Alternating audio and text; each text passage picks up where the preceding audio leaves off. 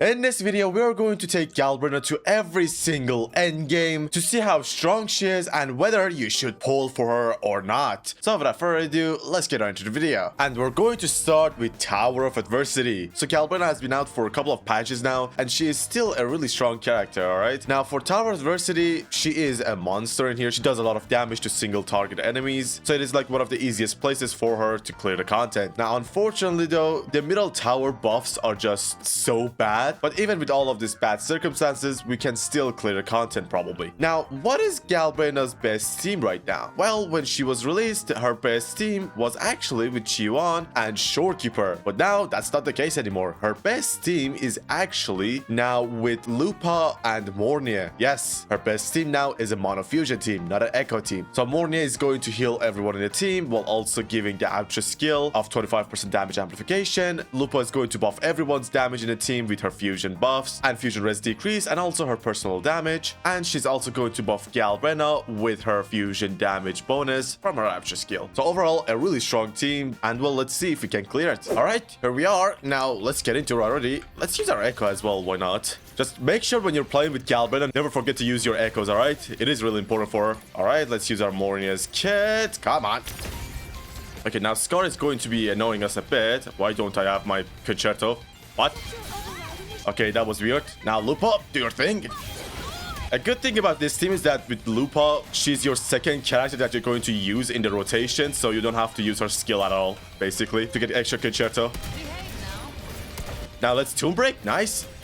Tomb Breaking is really important because we're using the new standard weapon with her.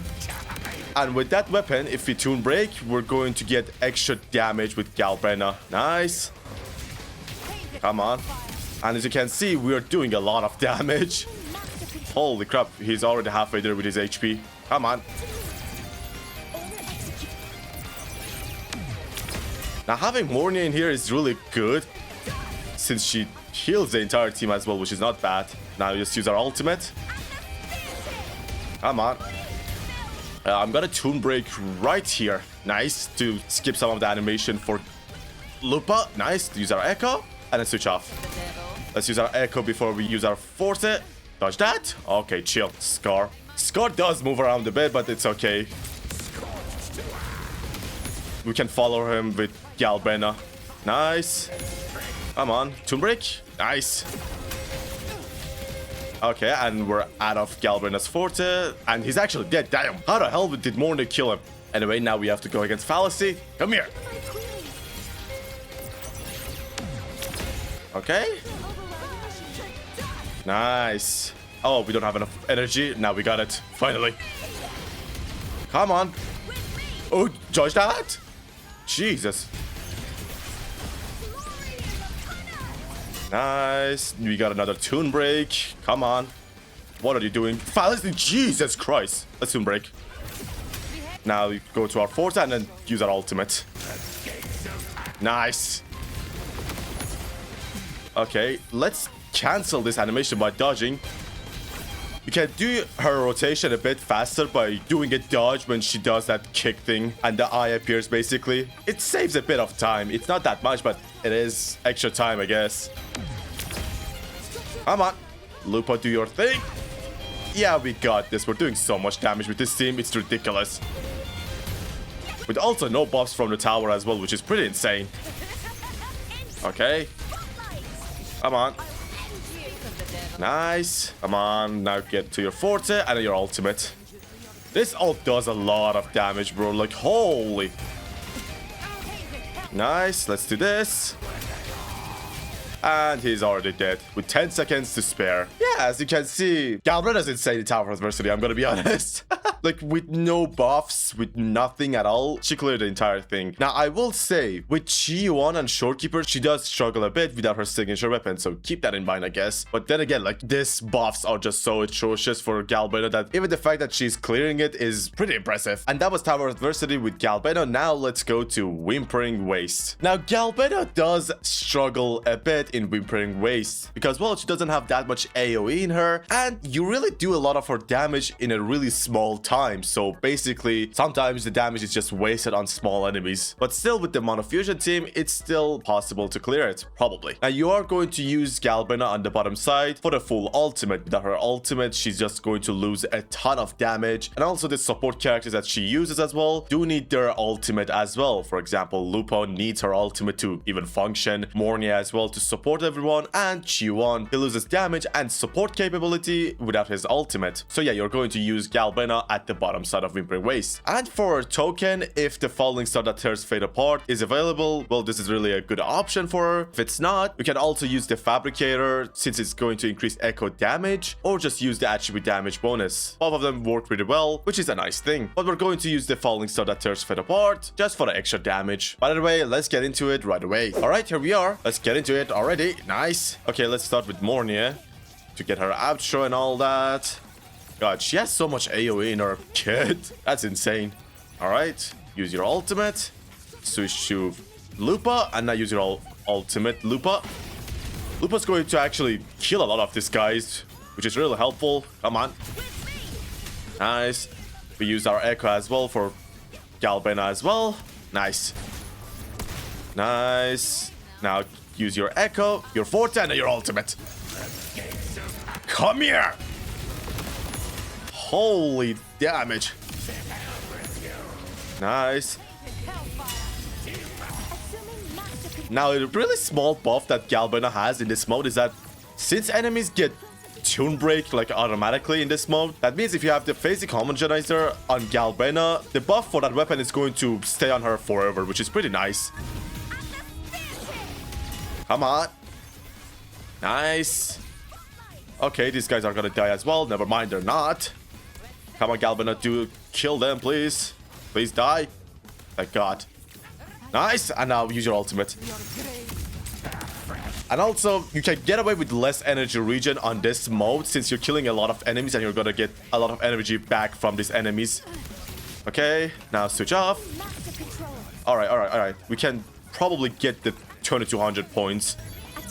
We just have to do our rotations a bit faster. Lupo, do your thing. Nice. Yeah, Lupo is also insane in this mode with her damage. Come on. Oh, we didn't get our Forte. Now we got it. Nice. Okay, holy Toon Break. Why was it so loud? Come on, use your ultimate. Okay. Okay, these guys died so fast. Come on. I can't see. Nice. And this little guy died as well. Okay, we have 20 seconds, which is not bad. Come on, use your ultimate. Maybe we can use the ultimate on Galbrena. Maybe. But we got 2200 points already, which is more than enough, to be honest. Come on. Nice. And we got a lot of points, actually. Holy crap. And I don't have enough control. Why? Oh, because I didn't hit some enemies. Anyway, it doesn't really matter. We got tons of points, 2600, with no specific echoes as well. It is pretty insane if you think about it. Like, Jesus, this team just does a lot, huh? Pretty good. Even though Galbrena is a bit weaker in Whimpering Waste, compared to a lot of newer 5-star characters, she can still clear it with the Monofusion team. But now, let's go to our final endgame, which is going to be Double Pawns Matrix Pilot. Now, in this mode, Galbrena is a monster, let's just say, alright? Unfortunately for us, we have a really good buff for her as well, which, yeah, this buff is only for Galbrena, let's be honest, which is going to increase Echo skill damage, fusion damage, and heavy attack damage by 20%. So with this token, we're absolutely going to deal massive damage to the enemies, and we're actually going to do so much damage that I'm not going to use the Monofusion team in this mode. We're just going to use the good old Chiwon and Shorekeeper team. Even though this team does less damage compared to the Monofusion team, with this buff alone, we are clearing it with no problem, let's be honest. Chiwon also does heavy attack and echo damage, if I remember. Oh yeah, he does, right. But yeah, let's get into it. All right, let's get into it. Now we're going against Sentry Construct, which is going to annoy us a bit, let's be honest. But it's okay. Let's switch. Nice, we got the parry. Nice. Use our ultimate to buff everyone's crit damage. Come on. Nice. Use our skill and switch off. Yeah, Chion's rotation is really fast if you don't get interrupted, obviously. Come on. Now go to your forte and your ultimate. Nice. Holy, he's already broken. Nice. Let's dodge that. Okay, I'm not gonna actually toon break this time. Nice, and a switch off. I'm gonna toon break with Chi on so we can have the extra damage from Galbrena's weapon. Okay. Nice, let's toon break now. Come on. Let's use our forte. Now use our ultimate. Oh, he's dead. Who am I damaging? Oh, I did damage that Heron. Thank God. Come on. Okay, this Heron is annoying. We have to make sure that we don't take a lot of damage.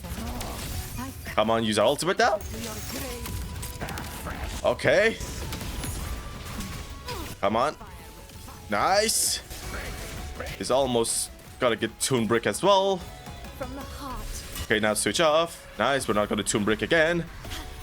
As I said before, what the hell did I just do with Shorekeeper? Why did I use the heavy attack with Shorekeeper? Okay, doesn't matter. Come on, Chiwon, toon break.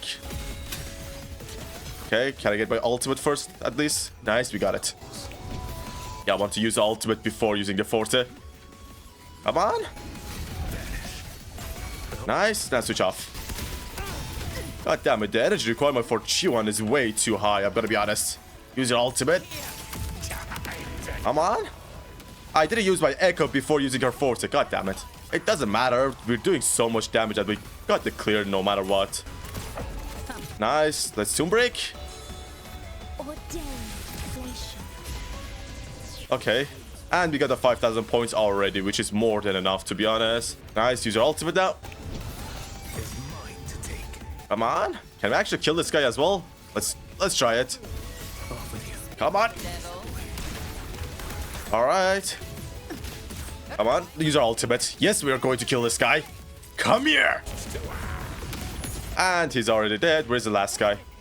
Oh, it's this. Well, thank God we're not fighting him. Oh boy, we got 5,000 and even more points. More than enough. And this shows how strong this character is really. At like single target and like boss enemies, alright? Now with this buff, it was really easy. But with the default buff as well, if there is a heavy attack damage bonus, like how there is a basic attack one for now, then Galbrena is going to clear this with no problem, alright? So yeah, overall, a strong character, double pawns matrix as well. And now let's talk about whether you should pull for Galbrena or not. But before we do that, let's take a look at our build to see what we had. Galbrena with a 66 crit rate, 284 crit damage, and 132 energy regen. This energy regen is really important. Like, she's really strict with her energy regen, alright? So try to give her like 125, 130 energy regen if you can. Her weapon was the phasic homogenizer, as I said before, which is her best free-to-play weapon right now, which is pretty nice. Here is her forte and no sequence notes. With Morny, we have her at 31, 221 crit with 245 energy regen. She was using Discord. Here is her forte and obviously no sequence notes. For Lupa, she's at 71 crit rate, 272 crit damage, which is pretty insane, 160 energy regen, which is not bad. She is on her signature weapon, which does help a lot to be honest. Here is her forte and no sequence notes. And here is Chi-Won, 72 crit rate, 276 crit damage, 138 energy regen, and even with this energy regen, he still sometimes didn't have his ultimate, which is really annoying, alright? So make sure to have a lot of energy regen on this guy. For his weapon, we were using the Emerald of Genesis. Here's his forte and no sequence notes. Although I have to be honest, like this first sequence note is looking really juicy to me, alright? Like getting interrupted is getting really annoying with this character. But anyway, finally for our Shorekeeper, well, 263 energy regen, 240 crit damage. She was using variation, here's her forte, and finally no sequence notes. Like most of the characters had a free-to-play build, which is not bad. Now let's answer the question, should you pull Galbrena? I'm gonna be honest, she is a really strong character now, but there are just better options that you can use instead of her. Now, obviously, if you like the character, pull her, alright? We're just talking about in terms of meta, but Galbrena's kit can be summarized in like 3 different ways that you can play her. She uses heavy attack in her kit, she uses echo damage in her kit, and finally you can use her in mono fusion teams. Well, let's start with the heavy attack. Well, if you want a heavy attack character, which is a bit weird, but I guess if you want to, just pull Augusta, to be honest. Augusta is also really strong, she does a lot of damage, and also she's a bit better in Whimpering ways compared to Galbrena. For mono fusion team, team, well, Imeth is just a better fusion character compared to Galbrena. Like, Imeth can replace Galbrena and deal more damage to enemies with no problem. She's also a bit better at Whimpering Waste as well, and you don't need a lot of energy regen for Imeth compared to Galbrena. And for her Echo playstyle, well, first of all, this is not her strongest team anymore, and Chiwan is really annoying sometimes as well. But more importantly, like, Frolova is just a better character in terms of Echo, alright? She is by far stronger than Galbrena, alright? And Galbrena is looking like she's going to get power crept in this team as well. In the next patch, the new character is going to be Sigrika, which she is aero, and she's looking like she's going to be an Echo character. This is not leaks, alright? But some of you might be aware that there is a new Echo set, which is the Sound of True Name, which this is going to increase aero damage and also Echo damage. So it seems like Galbrena is going to get power crept in terms of her Echo damage as well. And you can use Chion with Sigrika. Well, if she is this character, which she probably is, you're going to use Chion with her instead of, well, Galbrena in the future. Now, with all of this, does that mean that Galbrena is a bad character? Well, not really. She is strong. It's just that there are better options compared to her in all of the teams that you can use Galbrena. The only reason that I would recommend pulling her right now is if you want to do a mono fusion team and, well, you decided to skip Imeth because, well, maybe you didn't like her, maybe you just couldn't get her. In that case, well, this team does clear most of the content. It is really strong. Or you're going to use Imeth in another team like Toon Rupture team or a Fusion Burst team. Then in these two cases, it is a good idea to pull for Galbrena. But other than this, for Echo, just put a new character, or at least wait to see Sigrika's kit to see if you like her and then decide if you want to pull Galbrena or not. So yeah, a strong character overall as a main DPS, but it seems like there are just going to be better options that you can use instead of her. But again, a reminder, this is just in terms of meta. If you like the character, just pull for her, alright? Why did you even listen to me yap about her? But anyway, that is all for this video. Thank you all so much for watching the video till now. Hope you enjoyed it, and I'll be back